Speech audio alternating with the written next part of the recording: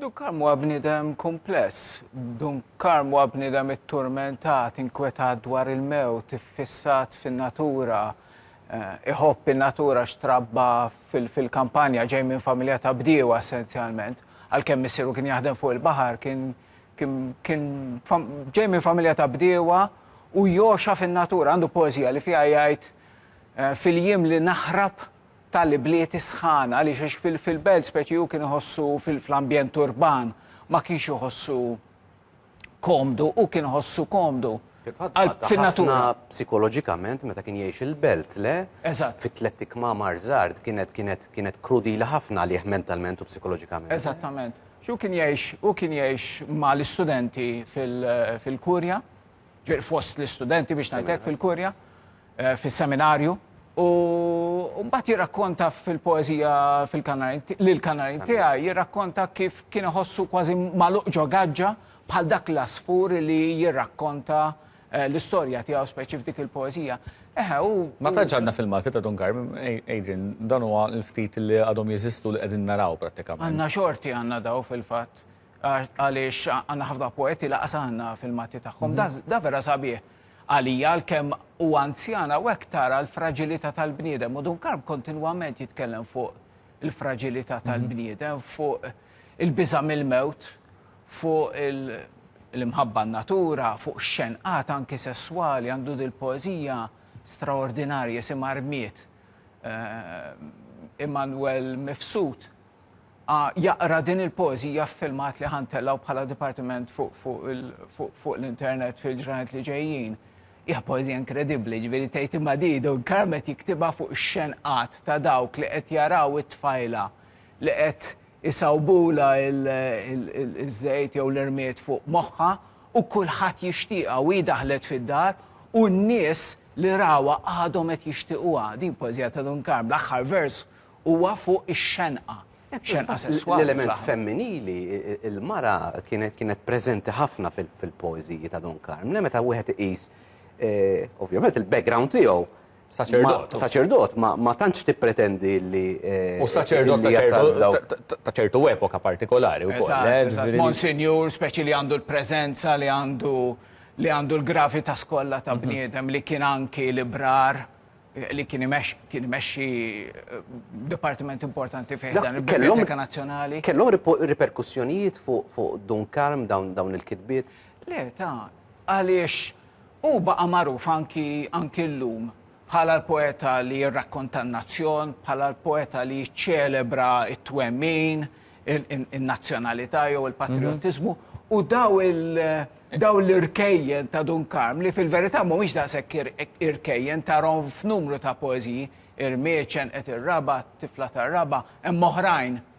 Imma daw l-irkejjen qisu ma tantx nitkellmu fuqhom u naħseb illum fil-150 anniversarju mit-twelid tiegħu din hija waħda mill-affarijiet li rridu ngħidu.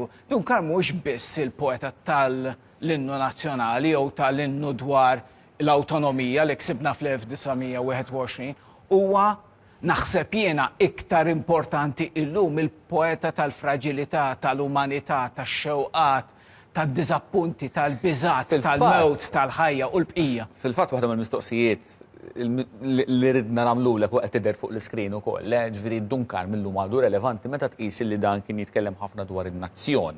Fi żmien partikolari kien jitkellem ħafna dwar il-patriottiżmu, il-Malti, saħansitra kiteb il-versi ta' dak li mbagħad eventwalment sar l-innu nazzjonali, l-innu Malti. Apart il-fatt li kien saċerdot, kien jitkellem ħafna dwar it-twemmin, jikteb ħafna dwar it-twemmin u l-fidi. Għadu relevanti għallum il-ġurnata. Ara, huwa relevanti ta' kemm hija relevanti dejjem il-letteratura. Il-letteratura taqbes lilin mill-mument preżenti. Illum aħna interessati isma' x'ġara llum il-qorti jew x'ġara llum min rebaħ il-logħba, eċċetera. Aħna interessati fl-immedjat. Letteratura mhix daqshekk interessata fl-immedjat, letteratura hija interessata f'dak li jibqa' dejjem. Appuntu f'dawk ix-xewqat, ix-xenqat, il-biżat, l-aspirazzjonijiet, l-emozzjonijiet bla dubju. Ġifieri dawk l-affarijiet il-jgħaddi kemm jgħaddi żmien jibqgħu għal dejjem. Imma mbagħad hemm ħaġa oħra naħseb li hija interessanti f'Dunkarm. Dunkarm huwa mgħallem kbir tal-kelma. Dunkarm jħaddem il-kelma, kont se ngħid jilgħab bil-kelma mek jagħmel fil-verità, jilgħab bil-kelma b'majstrija kbira, ħila straordinarja. U din hija xi ħaġa li llum 150 sena wara t-twelid tiegħu nistgħu nħarsu lejha u ngħidu mhijiem mhux se nikteb bħal Dunkarm għax dak kien stil ta' 60, 70, 80 sen ilu. Imma llum jiena nista' nitnebbaħ mill-ħila tiegħu illi juża l-kelma li jikkonvinċi n-nies, illi anqal in-nies biex jien ukoll nirrakkonta l-istorja tiegħi, l-emozzjonijiet tiegħi, ix-xewqat tiegħi, l-aspirazzjonijiet tiegħi, bil-lingwa tal-lum naturalment għax Dunkarm ħoloq il-lingwa tiegħu għal żmienu, illum noħolqu l-lingwa tagħna għal żmienu.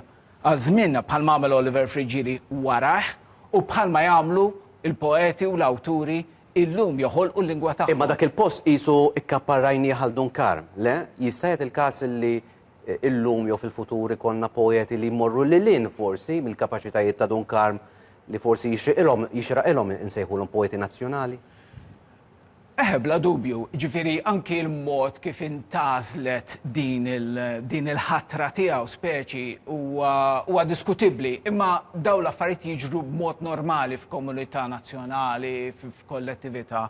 Da bażikament Laurent Ropa qed jikteb dal-awċi li jgħix l-Alġerija mbagħad għex jataħajtu kollha Franza li qed jikteb u jgħid u jiddiskrivih jiddefinih bħala jirreferi għalih bħala l-poeta nazzjonali. Min hemm tibda tal-poeta nazzjonali, ma kienx hemm sejħa pubblika jew diskussjoni nazzjonali.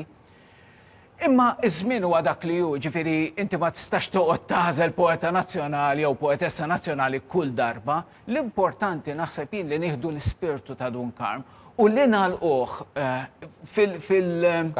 fil-kaxxa ċkejkna tal-poeta li qed jikteb dwar in-nazzjon, naħseb li huwa riduttiv ħafna, inkunu qed noħonquh. Ġbitt lna l-attenzjoni, inti aħna stidinnik le, naħseb illu xi tliet ġimgħat stidinnik għal din is-silta partikolari għax konna nafu l-18 Ottubru ġurnata partikolari brabta ma' Dunkarm Sajla. U inti fil-jumej li għaddew ġbitt l-attenzjoni għal film. Ladri di biċiklette, le, film Taljan tal-1948. U hemm innu miktub minn Dunkarm. Ejna raw daqsxejn dal-filmat, u mbagħad spjegalna daqsxejn l-istorja warajha. Allora mi ci accompagni? Io? Sì, tu. Ma non ci può andare su. No, o me ci porti tu o te ci porto io con le guardie. Perché mi sono stufato da stare qui a pregare. Hai capito, sì o no? Silenzio, silenzio. Se non state zitti vi faccio cacciare dietro la chiesa.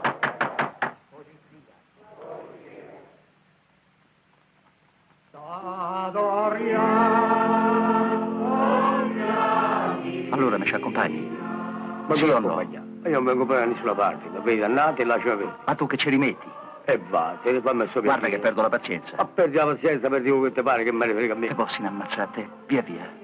Te ci porto con le guardie, eh? Ma portami c'è quel diavolo che ti sei in colla, che me ne frega a me. Oh, me ci vuoi portare? Oh! Bisogna che la pianti, sai, se non ti può vedere il diavolo con candela, Andiamo, io cammina. Alza. E lascia vedere. Andiamo, cammina, non fa storia, Ma lascia vedere, che io non vengo da nessuna parte, capito?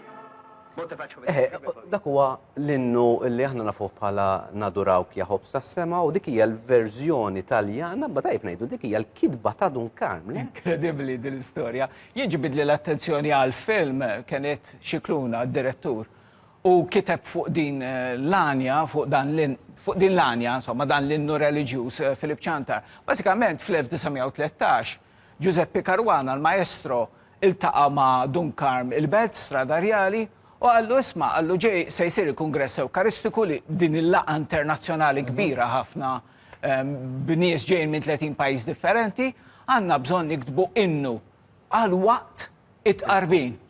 U Dunkarm kiteb żewġ verżjonijiet, kiteb l-innu bit-Taljan u eventualment insomma kiteb ukoll verżjoni bil-Malti li għal verżjoni li nafu aħna imminti tafsew il-verżjoni bit-Taljan. Ma nafx għalli ma raġuni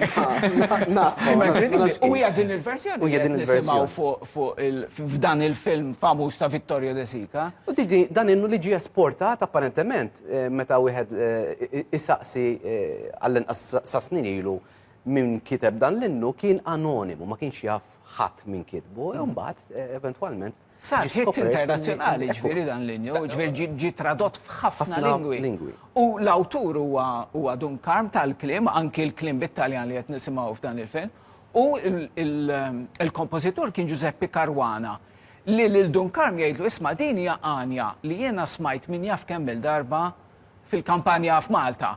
U Dunkarm ma rafa Dilani, għax Dunkarm kien ġej mill-kultura tal-kampanja kif konna ngħidu qabel.